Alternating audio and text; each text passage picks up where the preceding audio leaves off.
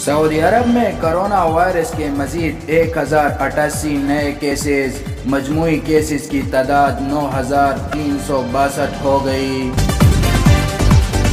Saudi महकमा सेहत की तफसीलात के मुताबिक कोरोना वायरस के सबसे ज़्यादा केसेस मक्का मुकर्रमा में 251, जद्दा में 210, दमाम 194, मदीना मनव्वरा 177, अल हफूफ 123 और अल रियाज में 85 नए केसेस रिपोर्ट हुए, जबकि दीगर शहरों में अल जुल्फी 9, ताइफ 7, यम्बू 6, अज़दहरान और हाइल में 4-4, रास तनूरा, अनीज़ा और जुबैल में 3-3, तबूक और राबग में 2-2, जबकि अल-बाहा, महाइल, अल-हर्ज, अल-ईस और बेश में 1-1 केस रिपोर्ट।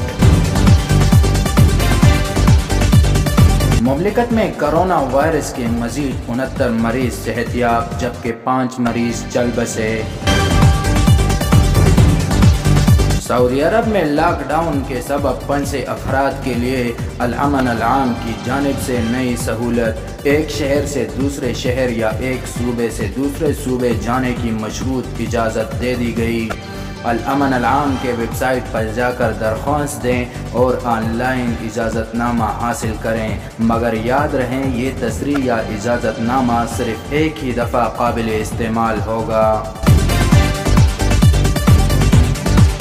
हुकूमत पाकिस्तान का बैरूनी ममालिक में फंसे अफराद के लिए नए वेबसाइट का आगाज़। www.covid.gov.pk पर दीगर मालूमात के साथ फ्लाइट शेड्यूल भी मौजूद होगा।